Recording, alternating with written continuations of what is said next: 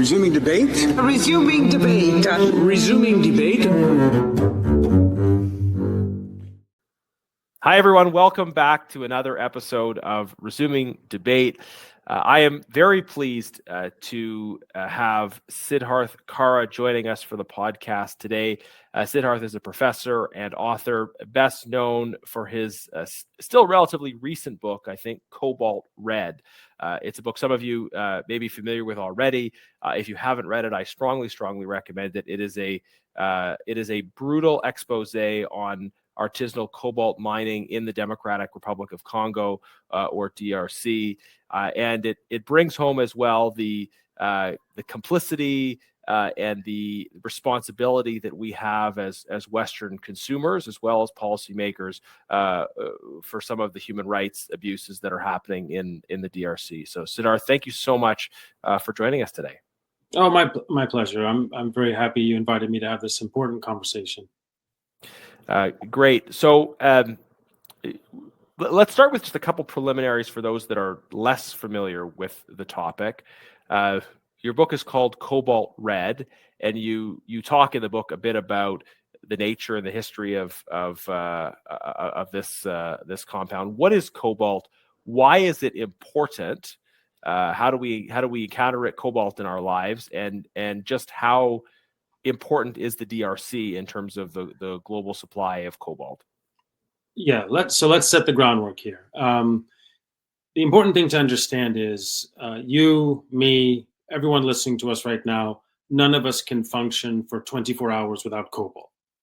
And the reason I say that is cobalt is an essential ingredient used in the rechargeable batteries that are found in almost every smartphone, tablet, laptop, e-scooter, e-bike, and crucially, electric vehicles sold in the world today. Cobalt is an essential ingredient because it allows the batteries to hold maximum amount of energy without catching on fire. And that means you don't have to plug in your phone as often, or your electric vehicle will drive longer before you have to recharge. So that's why cobalt is so crucial. Now, the problem is about 3/4 of the world's supply of cobalt is mined in a very small patch of one of the poorest, most war-torn countries in the world, the Democratic Republic of Congo, as you mentioned, in the heart of Africa. It's mined in appalling, violent, subhuman conditions that are also very destructive to the environment in the Congo.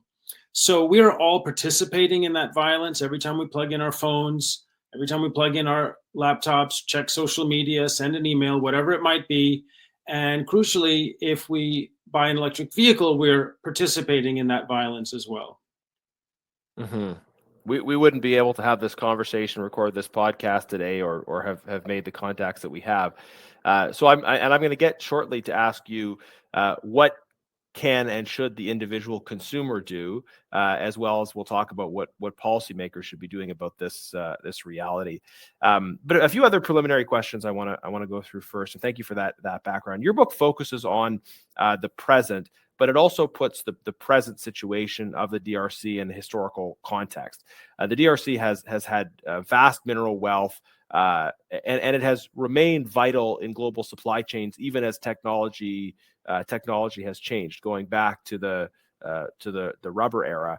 The Congolese people have never benefited from their own mineral wealth. They've always been victims of exploitation, going back to the criminal terror of Leopold II. Could you share a little bit of that historical context with listeners and why it matters? Why does the history of Belgian colonization back in the 19th century still have echoes today?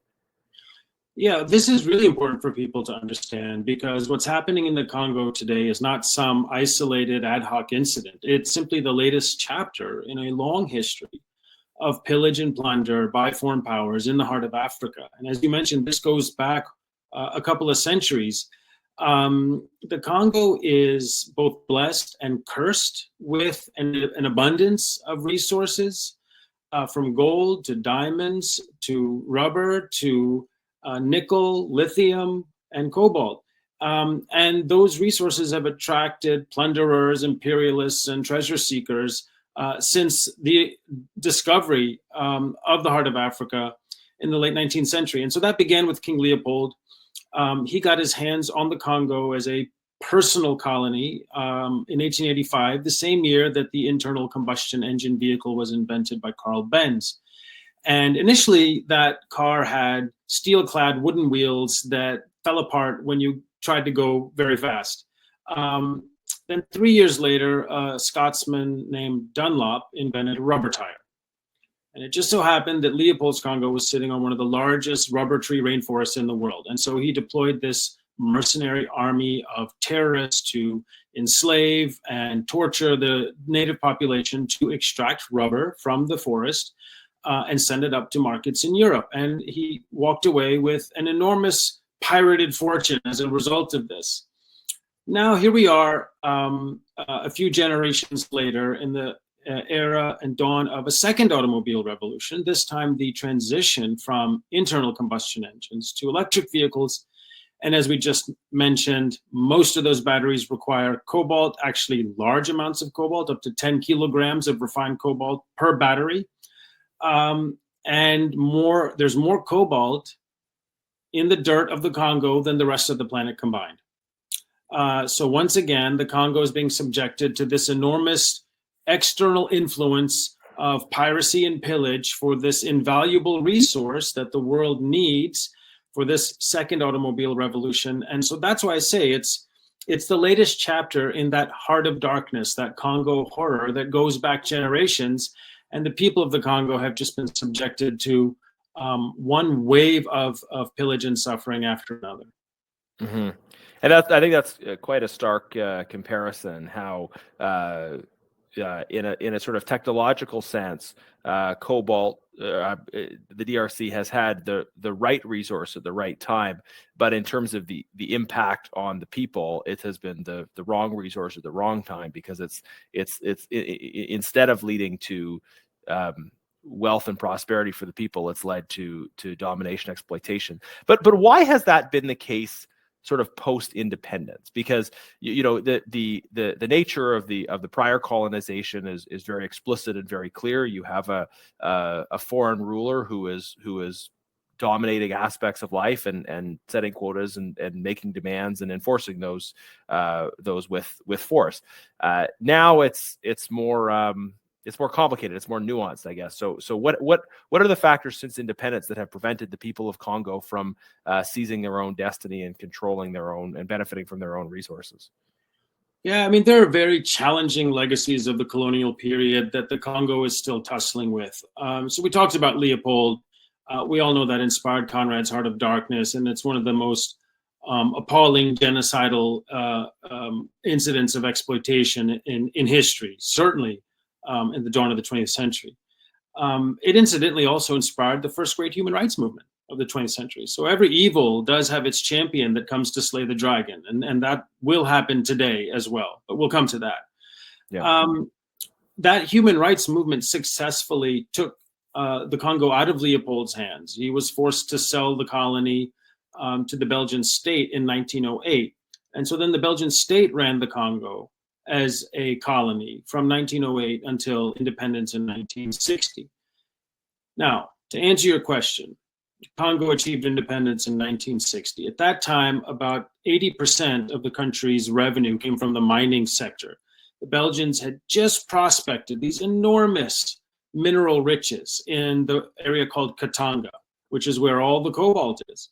It just prospected that at that transition from Leopold to Belgium. To the state, and then set up mining companies to exploit these mineral reserves, again, in systems of forced labor.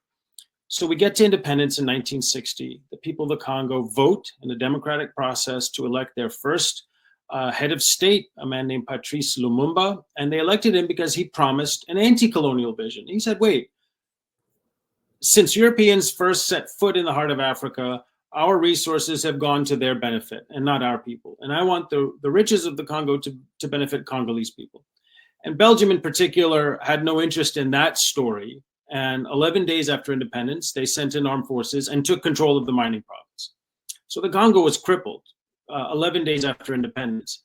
And to compress a very sordid story, the neo-colonial powers, Belgium in particular, conspired to assassinate Lumumba And they replaced him with a bloody dictator, Joseph Mobutu, who would play ball, who would keep the minerals flowing towards the West. This was also the time of the Cold War, and Mobutu promised to keep communists out of Africa. And so he had support for decades, but ran the country into the ground because he was a corrupt kleptocrat, siphoning money, becoming one of the wealthiest people in the world in the 1980s. But he drove the country into the ground. Then there was a violent coup towards the end of his regime. That leader was then assassinated. Another leader took his place. And so you can see sort of what the post-independence story of Congo has been. They never had a chance to stand on their own 2 feet. It's been one mess after another, one explosion of violence after another. And as a consequence, there's poor governance, and the country has not done an adequate job at taking these resources and allocating the benefit of those resources to its own people. So there's a story of continuing foreign interference as well as corruption that have kind of played out to prevent a kind of assertion of an economic system in which people could work and realize the benefit of their own labor. That's right. When I talk to people in Congo, and I've been many times, I've spent months on the ground, and I talk to very thoughtful Congolese people and say, why won't the country elect a leader who will support the Congolese people first? Now, mind you, they've had no peaceful transfer of power from independence in 1960 until the year 2019. But setting that to the side. And the response that comes back is, well, we tried that. We tried that at independence with Lumumba, and look what happened. The powers outside the would happen to any leader who put Congolese people first. So no one dares. No one dares run on that platform. And so, yes, that foreign interference, violent interference, in fact, has played an important role in the post-colonial story of the Congo. Mm-hmm. I mean, in fairness to that point, I mean, and for a younger person like me, I think you sometimes forget how recent the decolonization process has been in Africa, and I mean, one could argue that in certain respects it's still ongoing, but the West has changed in terms of its attitudes toward and its willingness to interfere in these kinds of ways since that period, surely, right? I mean, it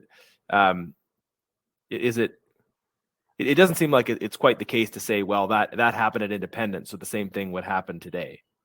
Well, I think you make two important points. I mean, the first is independence. This was not so long ago. I mean, if you think of all the fits and starts, Western countries, the United States, Canada went through during their decolonial period. I mean, the United States, for instance, had a bloody explosion of violence during the Civil War.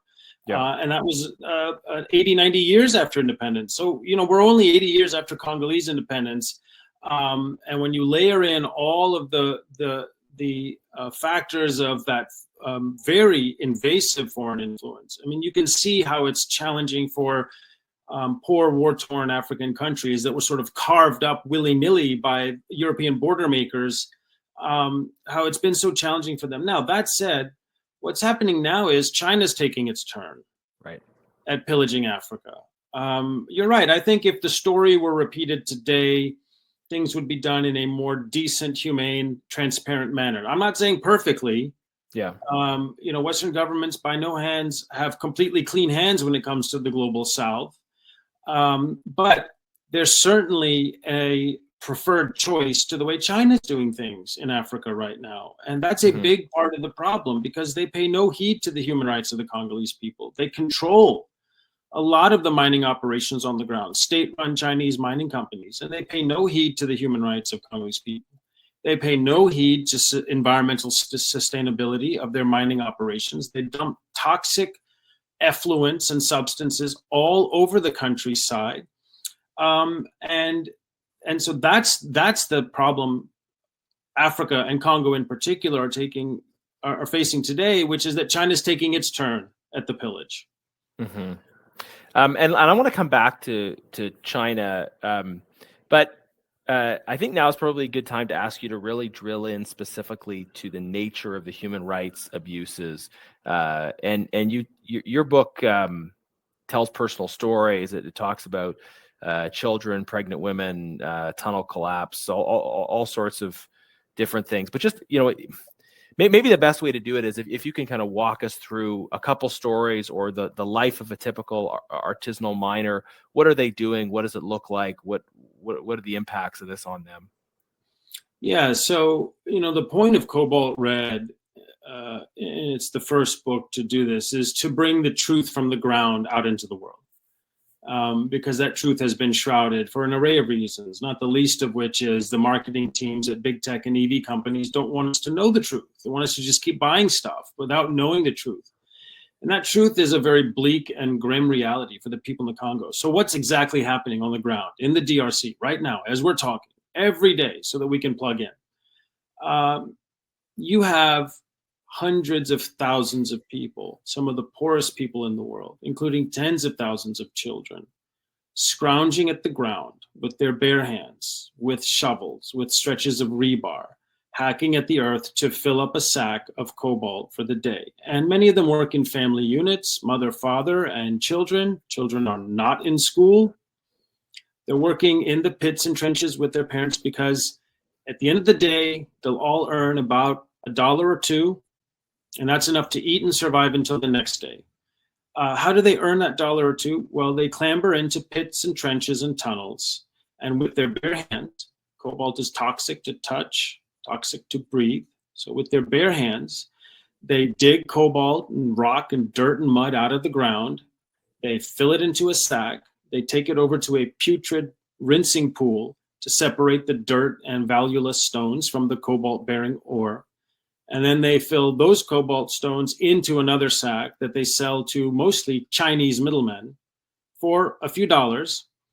And those Chinese middlemen then sell it to formal mining companies. And so that's how a sack of cobalt that's mined by children with their bare hands and mother and father with a little pickaxe ends up in the formal supply chain and then is sent up the chain into our rechargeable gadgets and cars. They suffer shattered legs, shattered spines, cancers, birth defects, respiratory ailments, acute dermatitis. There's a whole public health catastrophe taking place because it is such a toxic and hazardous endeavor. And the worst thing that happens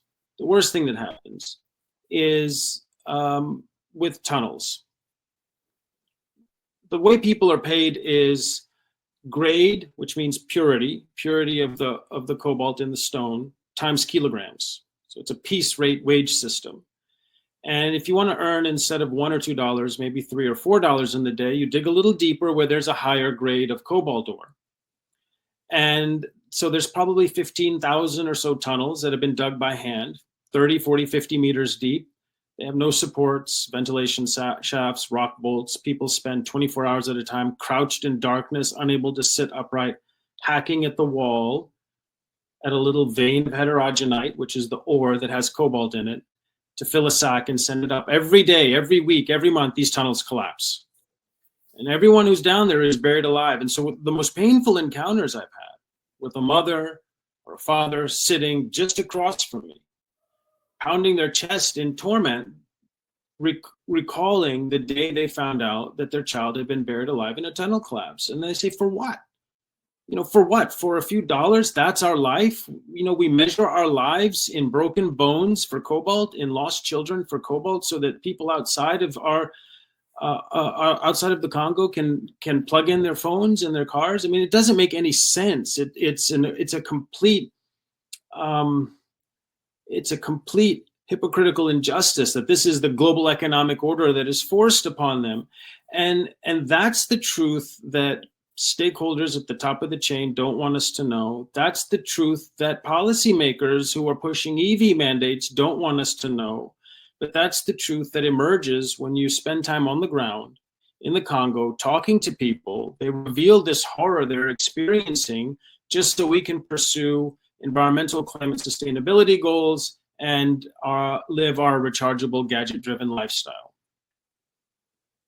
Wow.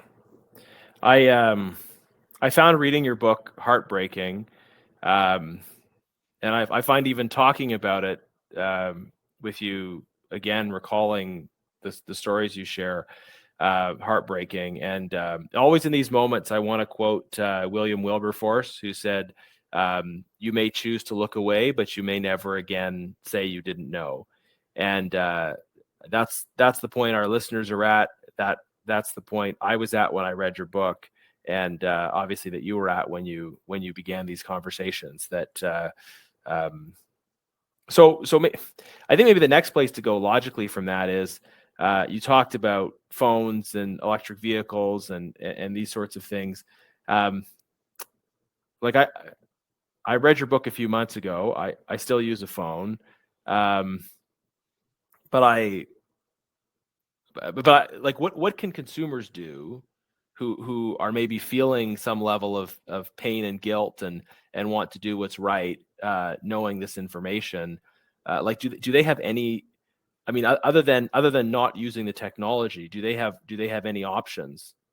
Yeah, listen, we have choices we can make right now, you and I, that can help.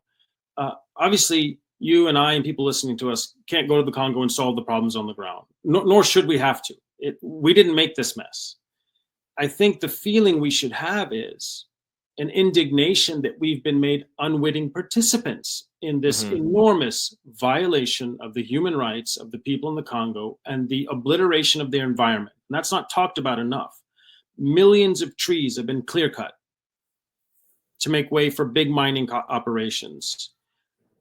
The entire countryside has been contaminated and polluted. I've shared some pictures on social media, one of which is a couple of children sitting in the dirt, covered in a mustard-colored powder that is the dried sulfur dioxide from the nearby chemical processing facility of a Chinese mining company. And we have been forced to participate in that through no fault of our own by tech companies and EV companies that have refused to get on the ground and accept responsibility for the conditions at the bottom of their supply chains. No one put a gun to the head of these companies and said, you have to use cobalt and you have to mine it in miserable conditions. They found that it maximizes energy density in the batteries. It's all in the Congo. And then they left the scramble to run riot without saying, wait a minute, we've created this chain of events that is leading to all this violence. We need to make sure we're on the ground protecting the dignity and human rights and environment of the people in Africa because they're worth the same as us. And the fact that they haven't done it means they don't think those people are worth the same as us. And that's the kernel of truth that comes out of all this. It's the ugly truth that comes out of all this. So what can you and I do? Number one, we have to continue spreading awareness. Listen to the voices of the Congolese people. They're speaking in the pages of Cobalt Red. Other journalists are going, other researchers are going. They're bringing those voices, that ground truth out into the world. Listen to it and spread it, because that's the first step to achieving any sustained human rights change. It always works the same way. People cannot address a horror they don't know exists. So spreading awareness is step one. And then that inevitably activates champions, a community of conscience, some moral leaders who will say, this injustice cannot stand, and I will drag the rest of humanity forward with my force of will and my moral rigor until this injustice is set right. And that's exactly how the first Congo horror was resolved. Those champions emerged and dragged all of humanity forward, starting with awareness of the ground truth. So that's the first thing we can do. The second thing is, no one is saying we should stop using our smartphones. We can't. It's an impossibility, the way our lifestyles work. But what we can do is think, each year I'm marketed this idea by these companies, I need to upgrade my phone, upgrade my gadget, upgrade my whatever it is, because the camera's a little better, or the processor's a little faster, or the battery lasts a little longer, thanks to Cobalt, by the way. Do we really need to do that? Because every time we buy another gadget, we're creating more demand side forces that are creating this scramble, this pressure, this fever to get cobalt out of the ground in the Congo. So maybe we think about our consumption habits a little bit and not participate more than necessary in this violence, until these champions emerge and compel these companies to do what they should have done at the beginning, which is get on the ground and make sure children are in school, people are given protective equipment and a decent wage, and the entire countryside isn't obliterated for cobalt. Yeah, thank you. That's very good because it's very practical, right? Don't upgrade your phone as a way of communicating. As a way of reducing your complicity, but also as a way of communicating. And maybe if maybe that's in parallel with advocacy, if more consumers were signaling to companies that their decisions around phone upgrades were impacted by concerns about what's happening with cobalt, this would push companies to do better in this regard. So we've talked about sort of the consumer around the phone. Let's talk about the electrical vehicle piece. What would your message be if someone says to you, man, what you're saying is important, but those in the green movement, right? So if somebody says to you, and maybe you've had these conversations, that they think climate change is an existential crisis for the world, and there are trade-offs in that. So if the trade-off means more suffering, but the world is going to survive. Again, I'm not articulating my own view, right? But there are those that who see perceive the starkness of the climate change issue might see it this way. What would your message be to them about how, in spite of that, something still needs to change around the EV use? Yeah, so let's be very clear on this, because this is important. The first thing I'd say is you cannot do good for a class of violating the rights of another class, ever. It's a hypocrisy. It's unjustifiable, and that's not how you pursue positive change. Now let's grant for a minute, for the sake of argument, that climate change is an existential crisis, and that we must achieve these climate sustainability goals that have emerged from the Paris Agreement. Let's accept that at face value for the sake of argument. Okay, fine. The transition from internal combustion engines to electric vehicles is therefore an integral part of achieving those climate sustainability goals. The way it's being done now is an utter hypocrisy. The reason I say that is we're trying to save our environment and pass on a greener planet to our children by destroying their environment and forfeiting the lives of their children. And you cannot save the planet in pieces. You cannot save our part by destroying theirs. You cannot preserve our future by destroying theirs.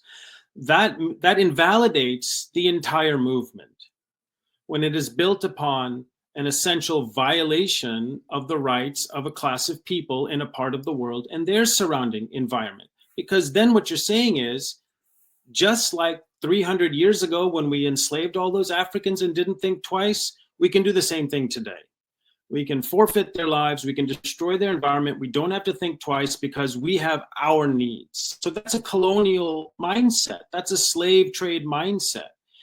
And so I would argue to the green advocate, fine, I accept at face value everything you're saying as an aspiration, but you can't pursue it with a colonial slave trading destructive mindset for people in Africa. That invalidates everything you're trying to do and makes it built on a foundation of hypocrisy. The people in Africa cannot be the expense account for our green future. I suppose what they would say back is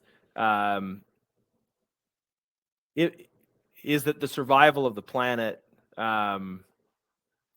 is necessary for everyone. It's not just a question of and this is rooted in a kind of moral ends justify the means thinking, which you've rejected, and which I agree with you in rejecting. But they might say that, okay, if there's no planet, then that doesn't help anyone anywhere. And so curious for your response to that. But then also just in practice, it seems to me that there is a bit of a temptation in the ESG movement to put the E ahead of the S and the G, and to push forward policies that are E only, not ESG. Do you perceive that temptation as well? Look, nothing about pursuing all these sustainability goals prevents anyone from building a few schools in Congo, Right. from paying people a decent wage, from giving people a hard hat and some gloves. None of those activities are prevented by pursuing climate sustainability goals. You just have to care enough about them to want to do it. It's actually the easiest part of the entire operation. It's very complicated to design smartphones and electric vehicles, to manufacture them, to distribute them, to achieve climate sustainability goals by carbon offsets and all of this complicated thing, these complicated things that have been done and will continue to be done. Though that's the hard part. Paying mother and father $10 a day instead of $2 so that they have food to eat and can keep children in school, that's the easy part.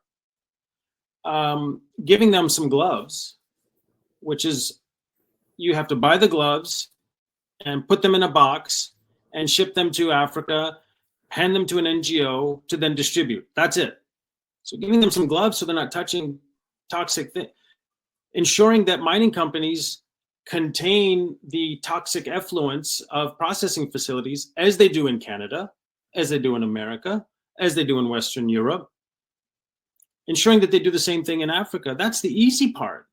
So all of this you can pursue. It doesn't prevent you from just from ensuring the basic dignity of work and sustainability of mining in Africa, unless your starting point is they count less.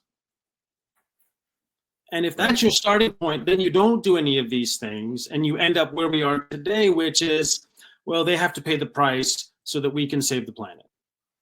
Yeah, I think that's very compelling and important. We've talked a bit about the companies, right? The companies that are doing this.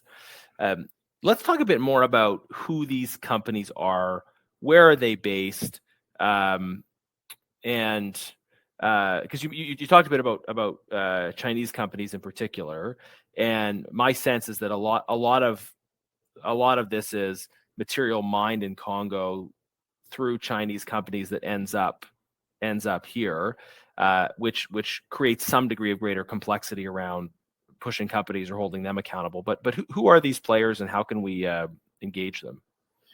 Yeah, one of the complicating factors in all this is most of the supply chain is controlled by China, and China caught the West flat-footed in this regard. They locked down. They saw 15 plus 20 years ago that the future was rechargeable batteries. And what do those batteries need? They figured that out, and then they went and locked down the supply of those things, a lot of which comes out of Africa. And cobalt, of course, as we've said, is almost entirely from DR Congo. So about 70+% of the mining production in Congo is run by state-run Chinese mining companies. About 80% of the world's supply of refined cobalt last year was produced by Chinese refineries. And about half the world's rechargeable batteries, from phones to cars, were produced by Chinese battery companies. Those batteries then get sold to tech companies and car companies to put into their devices and cars. But China controls the entire supply chain, the majority of the supply chain, from the dirt in Africa to the point of a battery. And right now, what consumer-facing tech and EV companies say is, well, China, the Chinese government tells me they're adhering to human rights norms in Africa, so that's good enough for me. And the Chinese government is telling me they make sure mining is done sustainably, so that's good enough for me. Now, since when do we accept at face value statements of the Chinese government that they're protecting human rights of their own people, let alone people in Africa? That's the problem, that consumer-facing tech and EV companies in the West just accept at face value, rather than get on the ground themselves to ensure, because ultimately all of this ends up in their products. That's the point of the chain. That's the point of the chain. It all ends up in their products. So they should be on the ground making sure, now hold on, China said to me that there's no child labor. Wait a minute. I see there's 10,000 children working, digging for cobalt. I need to address that and work with my Chinese partners to address that. The fact that they haven't done it yet means they don't think those people are worth it. So we come back to that enduring theme here. And that's where consumer activists, civil society, and policymakers have to compel these companies to say, no, it's not simply good enough to wash your hands of this and rely on the assurances of the Chinese government that they're doing everything in this with the same standards that we would if we were on the ground. We need to make sure our companies are on the ground monitoring the bottom of their supply chains, because ultimately the supply chain ends in their products. Right. So even aside from the human rights issues, it seems to me what you're describing is an incredible area of dangerous strategic vulnerability for the West. That we're already very reliant on rechargeable batteries, perhaps moving towards greater reliance, and the supply chain is such that that if there is escalating strategic conflict, some kind of shock or disruption, that we are relying on a what has effectively become a Cold War adversary for access to these materials. Do you have thoughts on the strategic dynamics at play here? Yeah, this is why I said the West was caught flat-footed, because there are huge economic dependencies on China because they locked down this supply chain. And you could foresee a scenario in which tensions escalate and China just turns off the tap. Now they'd be chopping off their nose to spite their face because they make a lot of money selling all these batteries to us. But if the strategic decision was made of short-term pain for some longer-term greater pain on the West, they could just shut off the tap, and there's really no other place for the West to go to secure an adequate supply of component metals and batteries outside of China. And you see Western countries scrambling to figure this out, trying to create alternate battery metal supply lines, finding different battery chemistries where there are elements that they can access and lock down. All of that is going to take quite a bit of time. It does nothing to alleviate the suffering taking place every day in the Congo right now. But it is a strategic vulnerability that the West faces because they were caught flat-footed while China locked down these battery component metal supply chains very strategically and very shrewdly. So it seems that there is a compelling strategic and moral interest in the West trying to establish a different kind of relationship with the DRC, one that does emphasize engagement and our involvement in the mining sector, our purchasing directly of resources, and trying to structure those relationships in ways that benefit people that are currently being exploited. You said the West is sort of scrambling to find alternatives. I mean, what is the nature of those Western efforts to engage the DRC government and to change the routes of these supply chains? And is human rights a part of that conversation, or is there a risk that the strategic factors will kind of exclude the human rights dimensions? Well, the West has made efforts in Congo and a few other African countries that have these important resources to advance sort of these twin facets of human rights standards, as well as the strategic interests of getting access to these component metals, battery component metals. In Congo, right now they just had elections. The president, Felix Tshisekedi, won his second term. Elections in the Congo, no one ever really knows what the tally was, but Tshisekedi did have support of the U.S. government. He has made some efforts to push back on sort of Chinese exploitation in the mining provinces to improve transparency, to try to make contracts more advantageous for the country and for the Congo. And he signed a memorandum of understanding with the Biden administration relating to mineral supply chains. The problem is there's no U.S. mining company in the Congo. There's only a couple of Western mining companies in the Congo. There's one or two Canadian ones, although I think they're majority owned by Chinese mining companies now.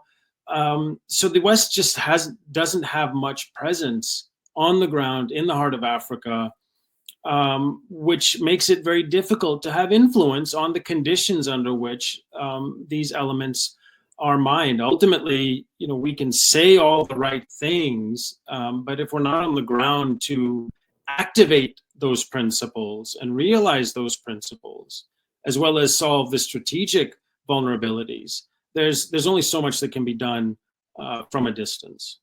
Right. So I think one of the political challenges that this maybe points to is that I think sometimes when there's pressure around a human rights issue, the response of companies when they see reputational risk is just to stand as far away from the point of abuse as possible, to say, okay, people are upset about what's happening in Congo. We're gonna, we're not there. We're not involved.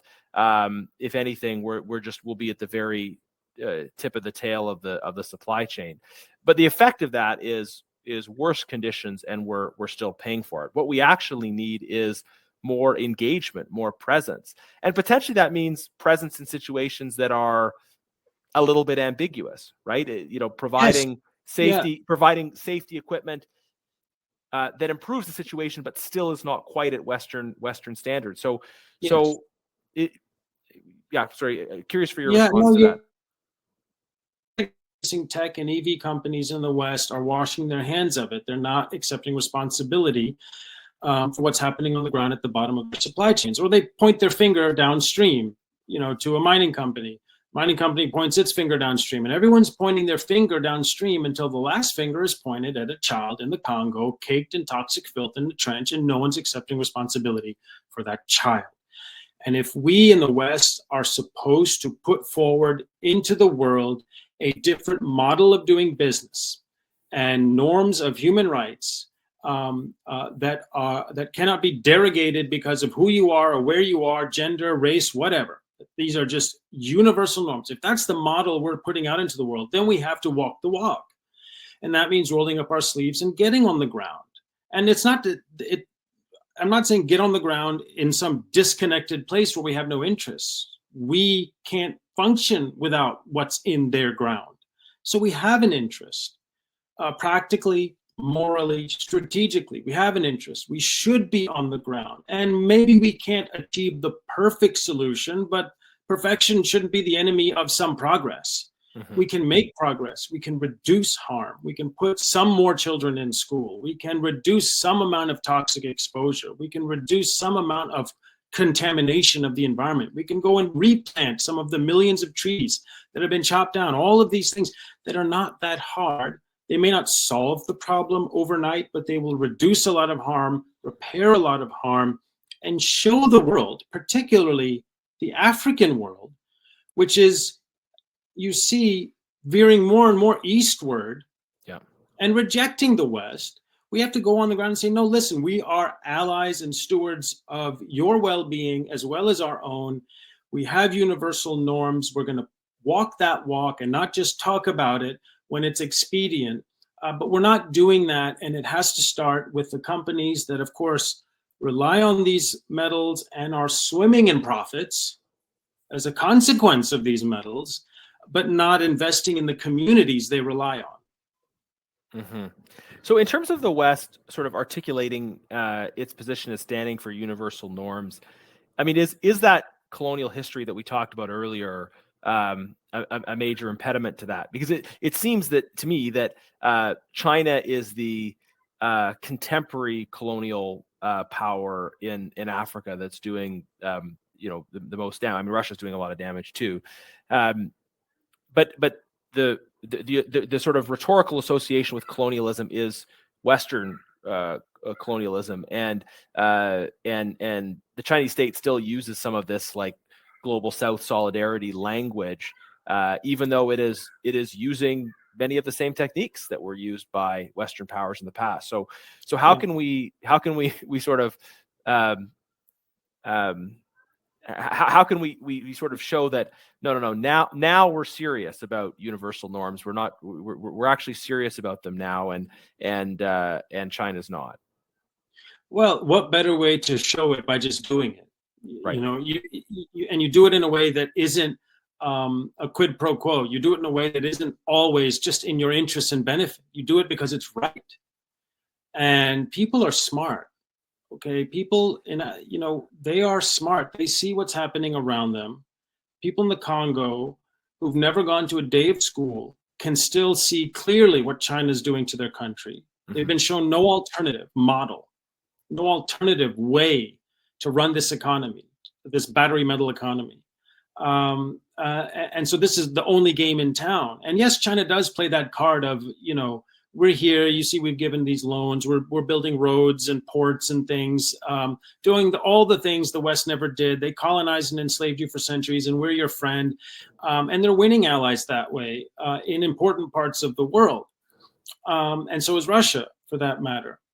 But you can't repair the past without just getting down, rolling up your hands, your sleeves, getting your hands dirty, and repairing the past. And that means showing that there's another way to do things, that it's not always about expediency and self-interest. It's because it's right. And that is the enduring difference between how we should be doing business in the global South and how China is doing it right now.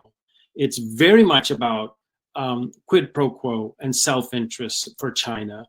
And we have to show that there's a different and better model, a more enduring model, regardless of our ugly history on the continent. And it is a very ugly history. But regardless of that, let us be the generation that starts repairing that and doing what's right because it's right, regardless of whether it's beneficial to us on that day or not. Yeah, thank you for that. And one thing that strikes me as a Canadian as well is, yes, you're right. All of the West has to lean in and get to work and show, not just tell, but show a different way of engaging.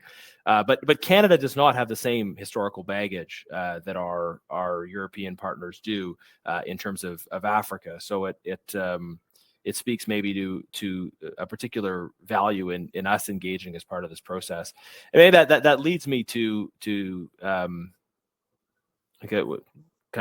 maybe it's a dangerous question for me to ask you as a politician on air, but what should I do about this as an elected member of Parliament and my colleagues as well in Canada's Parliament?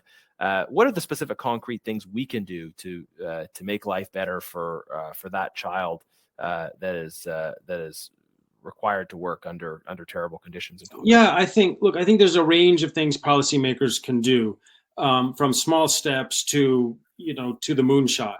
The moonshot, the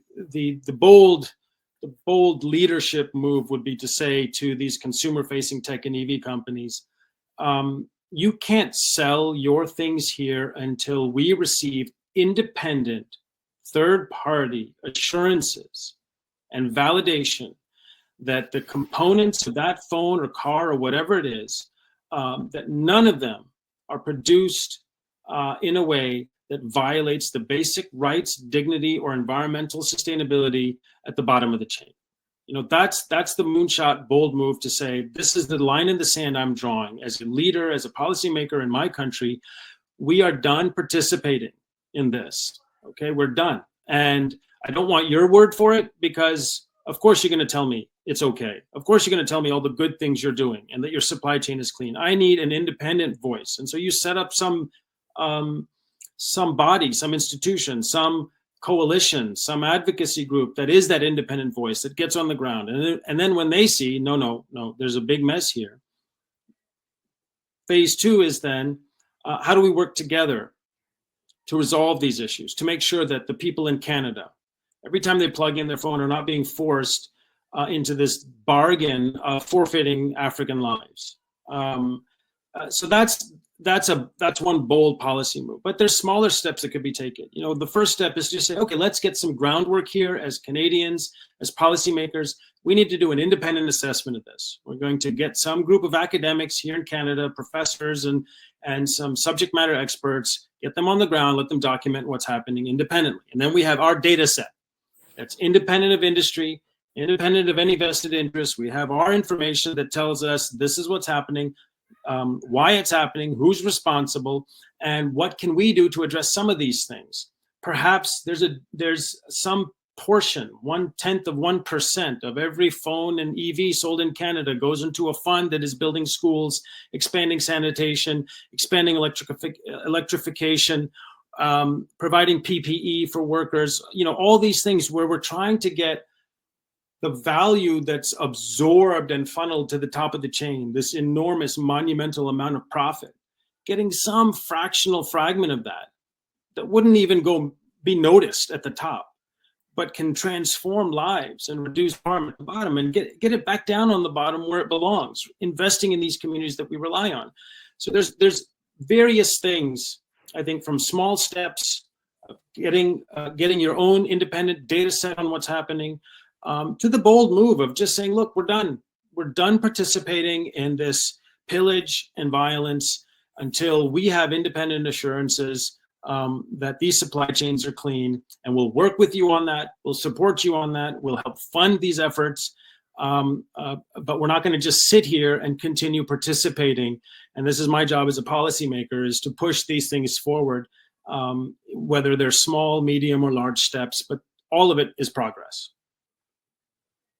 Thank you for those suggestions, and a lot to think about in terms of the precise mechanics of how we can do that. And I do think this is a place for strengthened collaboration among Western countries as well. I'm part of a network, the Interparliamentary Alliance on China, that is looking at China's influence in the world. I think some of these legislative networks, I think the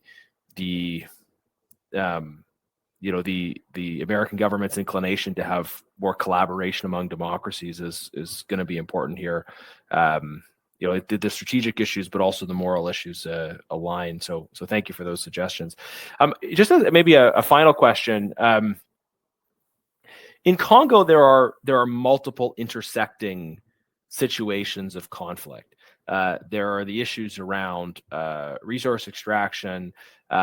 There's also kind of the history of kind of the Rwanda genocide, its impact on the DRC, and concerns about general instability in Eastern Congo, Rwandan involvement, and some of these other issues. To what extent do those things intersect with the to what extent do these issues intersect with the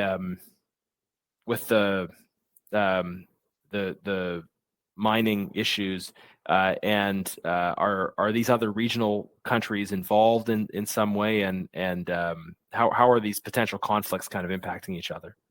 Yeah, the impact of Rwanda in the Eastern Congo, going back to the genocide, has been just a real bleak aspect of the Congolese story post-independence. I mean, some of your listeners may not be old enough to remember, but you and I are, that explosion of violence in Rwanda in 1994 that just spilled into the Eastern Congo, across the Great Lakes into Eastern Congo.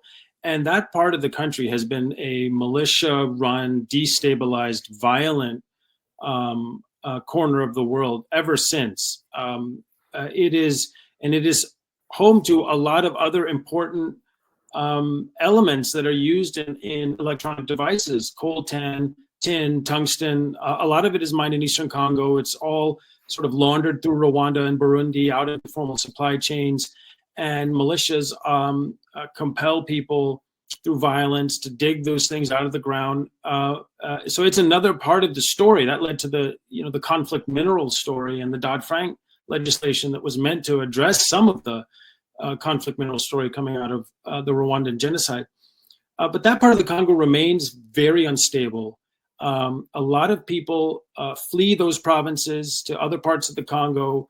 I met a lot of people in the mining provinces. So just geographically, the Cobalt area is about 1,000 miles south of Eastern Congo, where that Rwandan violence continues to destabilize. And Rwanda continues to be a destabilizing force in Eastern Congo, supporting militias like M23 for sure. A lot of people flee. A lot of children are orphaned by that violence. I met the children who had been trafficked into the cobalt mining provinces from Eastern Congo. So it all spills outward in these sort of cascading waves of more suffering, more violence, more exploitation. And that's why it is so important to be a force for stability, democracy, and good in the heart of Africa, and not just sit idly by while all these forces of violence and destabilization wreak havoc on the people in that part of the world who happen to be standing on dirt that is filled with things that we need to conduct our daily lives. Yeah. So just part of the story then, just maybe another follow-up, part of the story with those sort of intersecting problems is broader security issues, right? That the central government is in Congo is not in a position to impose anything resembling a uniform security reality in the country. Does part of the solution have to be some resolution to that? And yet, there is the UN mission, which maybe, it doesn't necessarily fully have the trust of people and is maybe winding down. Do you think there is a solution on offer to the sort of deeper security issue, which may underline a lot of these different problems at the same time? Yeah, Eastern Congo has to get fixed. I mean, it's been decades now, and the Congolese government does not have the resources or the manpower to stabilize that part of the country, which is why the UN has had a force in there going back decades. Now, local population has a very, as you said, that might finally be winding down the UN peacekeeping presence in Eastern Congo, which may lead to even more violence and destabilization. So Eastern Congo in general needs support from Western countries to stabilize Eastern Congo. And that means also dealing with the influence of Rwanda in the region, because all that destabilization, all that violence ripples outward and creates more and more strain and strife on the population, leads to all this internal displacement, this distress migration. A lot of people are then swarming down into or fleeing to the cobalt mining provinces, because the word is out. If you can scrounge for a day, you get $1 or $2, and there's no M23 militia or Rwandan forces that are going to chop your head off. But that creates even more pressure on the population there. It just leads to so much suffering, because when you have this massive surplus of displaced people, suffering people who can't survive, their lives are worth nothing. If a child gets injured or buried alive, there's another 10 on the way. Mm-hmm. And that's the tragedy here, and that's the bottom of our rechargeable lifestyle. And so that's why it's so important for every reason. Chief of all, the moral imperative. If we need these people and their part of the world to function, then we are surely duty bound to some degree to assist in stabilizing and improving the world around them and their lifestyles. Siddharth, thank you so much for coming on. You've shared in such a compelling way the situation and our responsibility, but you've also offered some very practical things that consumers can do, that policymakers can do, and we should take those actions, but in parallel, we should all seek to inform ourselves and raise greater awareness. So that means, again, reading your book, Cobalt Red, and folks can, of course, share this conversation with their friends and family to help increase that awareness as well.